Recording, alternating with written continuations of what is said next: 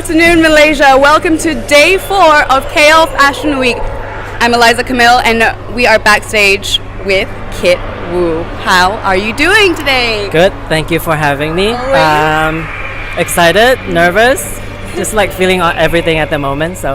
Okay. Can you tell me about the collection that you'll be showcasing at KL Fashion Week today? Right. So this collection, it's a little bit of a departure from my debut collection. I think because of my last collection, people I think have this sort of like prediction or like expectation they are expecting, but this collection breaks all of them. So I'm using elements that I don't usually use. I'm using materials that I normally hate. So it's definitely gonna be a contrast. Yeah. All right. Why did you choose to do that then?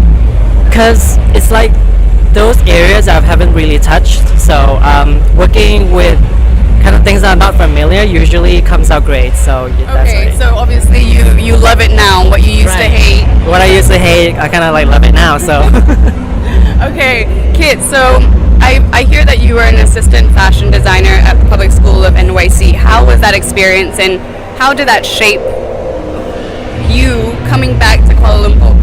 I was an assistant menswear designer, so I worked only in the menswear department. So I think working in New York and of course with public school really taught me how to really push the envelope. Because speaking of like fashion show like today, it is important to kind of like not give in so much to wearability or commercial. Yeah. So because it's like the only chance you can kind of like communicate with your audience, so like it doesn't matter like some of the pieces does not make sense. So Sure. I think the most important thing I learned in NYC and with public school is to really know how to push the concept. Okay. Right. Oh, that's great. Okay, so then what was your inspiration behind this collection?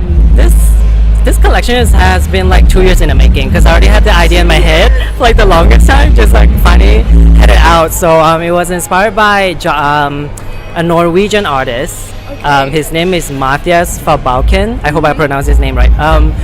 His aesthetic referencing Dadaism. So Dadaism is an avant-garde movement during the 20th century. Okay. So in short, AKA, it means anti-art. So what I'm doing is kind of like anti-fashion, but hopefully I achieve that, but in a way that just like kind of like going against the grain. Yeah, and also by working with materials that you initially hated, that also Right. So it's so his style, the artist style, he kind of like one of the examples is like rendering objects unusable.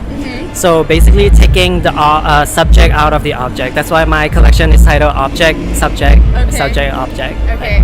So you said that you worked with materials that you initially hated. Right. What is the DNA of Kit Woo though? That is a very good question, because I think it's hard for myself to define my own brand or like my own style. I think, and I kind of realized why is it so hard to define. It's because my DNA, the DNA of the brand, so to speak, is progressive one. It changes from season to season. So like from last season you see that, and this season is going to be a little bit different. So it's kind of like the experimentational nature of the brand is like the core DNA. So it evolves constantly. Alright, I like that. Okay, so describe your collection in 3 words to me. Okay, this was like a really good question. If I had to really describe, I would curse, but I'll give you the short one. So it's gonna be a WTF moment. Okay. Thanks for that. Yeah, censor it. Okay, lastly, tell me about your favorite piece from this collection. Okay, I do have a favorite piece, but I don't want to show it now. So I kept it well hidden. That favorite piece is actually the one that I worked on, the very first one.